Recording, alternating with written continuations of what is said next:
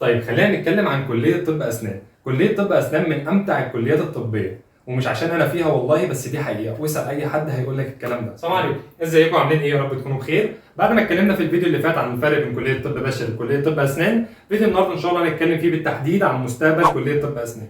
زي ما احنا شايفين السوشيال ميديا اليومين دول كله عمال يقول لك بلاش طب أسنان، ابعد عن طب أسنان، واللي يقول لك دكاترة كتير وعيادات كتير وخريجين كتير وكلام زي ده كتير قوي. كمل معايا الفيديو وانا فاهمك الموضوع. انا دكتور علاء غزال، لو لسه اول مره تتابعني ما تنساش لايك وسبسكرايب. يلا بينا نبدا.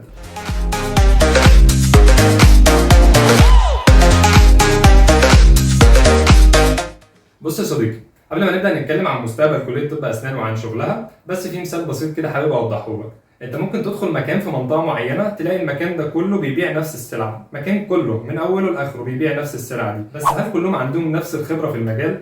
هل كلهم عندهم نفس التفكير؟ كلهم عندهم نفس الشخصية؟ كلهم عندهم نفس العقلية في التفكير وفي إدارة المكان؟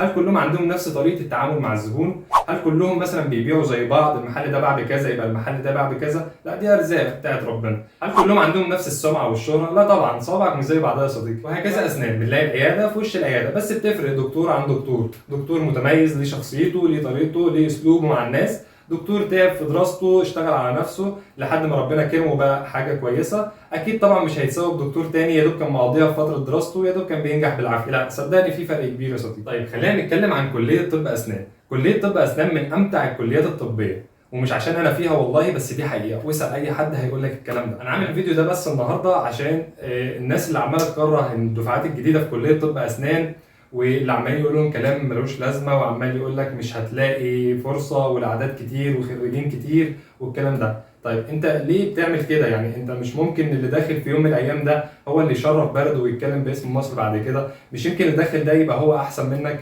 ليه حد يبقى هو حلم حياته ان هو يدخل كليه قمه زي دي، وانت تيجي بكلمتين تكرهه في الكليه وتعقده في الكليه خالص؟ ماشي الاعداد كتير وانا متفق معاك في كده، الاعداد كتير ماشي بس مش يمكن ده هو غير الاعداد اللي موجوده؟ مش يمكن ده هو اللي يطلع الحاجه اللي وسط الدفعات دي كلها ويبقى هو اللي يشرف بلده بعد كده؟ فيعني الكلام كله ملوش لازمه في حاجه اللي هو بلاش اسنان بلاش اسنان. الاعداد كتير ودي حقيقه، انا متفق معاك في كده، الاعداد كتير، بس برضو الكل مجتهد نصيب، وصوابعك مش زي بعضها. وزي ما قلت لك في الاول برضو كليه طب اسنان مش سهله، وزي ما قلت لك برضو وهقول لك دلوقتي وهفضل اقول كليه طب اسنان مش صعبه. شويه مجهود وتعب منك هتلاقي الدنيا كلها ماشيه وبسيطه وزي الفل. كليه طب اسنان كليه عمليه، يعني مش بس هتاخد المحاضره تروح تذاكرها وخلاص وفهمتها وتمام وزي الفل، لا كليه طب اسنان كليه عمليه. يعني يمكن الشويه اللي في الاول بيكون فيهم شويه نظري، لكن بعد كده في سنين البري كلينيكال، من اول البري كلينيكال والكلينيكال، كليه عمليه. يعني انت الحاجه بتاخدها مش بس بتذاكرها وخلاص هتمتحن عليها وبس، لا انت الحاجه هتاخدها هتروح تتدرب عليها، هتعمل مره واثنين وثلاثه، هتشتغل وهتبوظ لحد ما تعمل الحاجه تكون انت راضي عنها. يعني لو ما اشتغلتش على نفسك في الجزء العملي فانت كده انت مش في اسنان. يعني كليه طب اسنان كليه عمليه، فلازم هتيجي على نفسك ولازم هتسهر وهتتعب وهتبوظ وهتعمل اكتر من مره وتعيد وتزيد في نفس الحاجه لحد ما تعمل الحاجه دي تكون انت بيرفكت فيها وراضي عنها. فانت هتشتغل عملي اكتر من مذاكرتك النظري، فمعلش تعالى على نفسك الكام سنه دول واتعب فيهم واشتغل كويس قوي فيهم، واشتغل لحد ما تبقى انت راضي عن الحاجه اللي انت بتعملها وايدك تتعود على الحاجه اللي انت بتعملها دي، عشان المنافسه صعبه. صدقني المنافسه صعبه زي ما قلنا، في الاعداد كتير، فانت لازم تكون متميز عن الكم اللي موجود ده كله. انت ايه اللي هيميزك عن الاعداد دي؟ مذاكرتك طبعا، فهمك النظري طبعا، دي حاجه مهمه، مش هقول لك ان هي تطنشها او ملهاش لازمه، لا طبعا دي حاجه اساسيه، بس برضو ايدك برضو ليها جزء كبير في اسنان.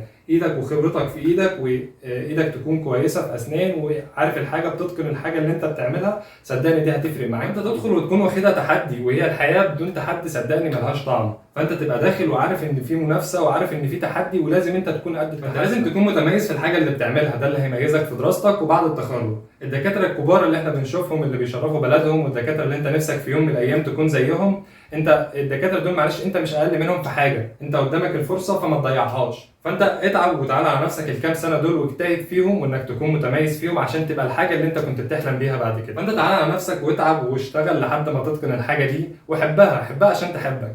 فرق كبير قوي صدقني بين واحد بيعمل الحاجه دي عشان حاببها وعشان عايز يطور من نفسه، وحد تاني بيعمل الحاجه دي لمجرد ان هو بس بيسلم الريكوير اللي عليه وحاجه وبتعدي من عليه وخلاص. لا صدقني فرق كبير قوي. طيب خلينا نتكلم على فرص ما بعد التخرج. خلينا متفقين ان الفرص كتير وحاجات كتير انت مخطط لها وبتحلم بيها ونفسك تحققها في يوم من الايام، تمام؟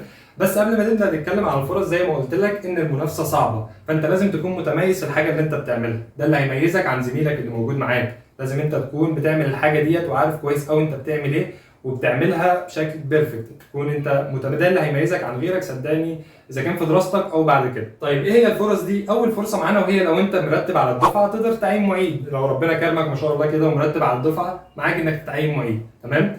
تاني حاجه معانا بعد كده تقدر انك تستلم تكليف حكومي. في ناس كتير تقول لك التكليف على حسب الاحتياج والجو ده، طيب التكليف على حسب الاحتياج، ما هم هيحتاجوا ناس، ليه انت ما تكونش الحد المتميز اللي هيختاروه؟ يعني ليه تقول لا انا من ضمن الناس اللي مش هيختاروها؟ ما انت تشتغل وتشتغل على نفسك لحد ما تبقى متميز في الحاجه دي وتبقى عارف ان هم هيختاروك انت.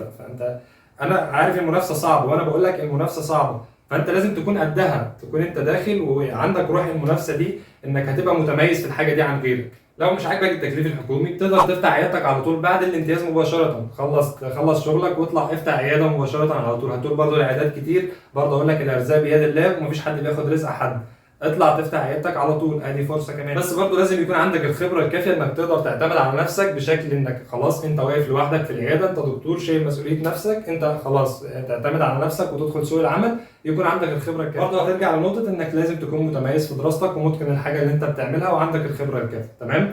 بعد كده مش عاجبك كل ده تقدر تسافر بره، مفتوح يا سيدي، خلص كليتك واطلع بره خالص، سافر بره، ايه المشكله؟ فرصه برضه، وناس كتير بتحلم بحاجه زي كده ونفسها فيها ونفسها تحققها في يوم من الايام، تمام؟ فالفرص كتير مش قليله والله، ومستقبلها مش وحش ومش صعب، بس انت اسعى واجتهد واعمل اللي عليك، ولكل مجتهد نصيب. فالحياه مش سهله والدنيا مش هتطبطب عليك والفرص مش هتجيلك لحد عندك، انت لو ما سعيتش انك تحقق الحاجه دي وتوصل لها فمش هتجيلك بالساهل، ومفيش حاجه بتيجي بالساهل، واللي بيجي بالساهل بيروح بالساهل وكلنا عارفين الكلام. انت لو ما تعبتش واشتغلت على نفسك انك توصل لهدفك وتوصل للحاجه اللي انت كنت بتحلم لها في يوم من الايام ونفسك تحققها، صدقني الحياه اصلا مش هيبقى لها طعم معاك. انت الحياه بدون هدف ملهاش لازمه والله العظيم. فلو انت داخل الكليه الكام سنه دول تهزر فيهم وتقضي الكام سنه دول وتعدوا وخلاص ويبقى اسمك خدت شهاده واسمك دكتور، فلا صدقني مش هتلاقي لك مكان بعد كده في سوق العمل، ومش هتبقى انت حققت الحاجه اللي كان نفسك فيها، او انك داخل طب اسنان بقى لحاجه كبيره وبتحلم بحاجه كبيره، فصدقني هتلاقي نفسك في الاخر مفيش. فلازم تسعى ولازم تجتهد ولازم تعمل اللي عليك. كليه طب اسنان والله يعني زي ما قلت لك من افضل الكليات، وانت لو حبيت الشغل العملي واشتغلت الحاجه وانت حاببها ونفسك انك تعمل حاجه كويسه، نفسك تطور من نفسك، نفسك تبقى انت حاجه، صدقني هتفرق معاك كتير. نهايه الكلام يا صديقي حابب اقول لك ما تخليش كلام الناس ياثر عليك بالسلب، خد منهم بس الحاجه الكويسه اللي تفيدك وما تسمعش لاي كلام يتقال لك. واسنان كليه كويسه جدا وممتازه ومستقبلها مش وحش، مستقبلها كويس جدا، بس انت زي ما قلت لك اسعى واعمل اللي عليك، وزي ما قلت لك المنافسه صعبه. ركز كويس قوي في الكلام اللي قلته لك واستخير ربنا وتوكل على الله، واتمنى كل ده يفيدكم بحاجه. سلام.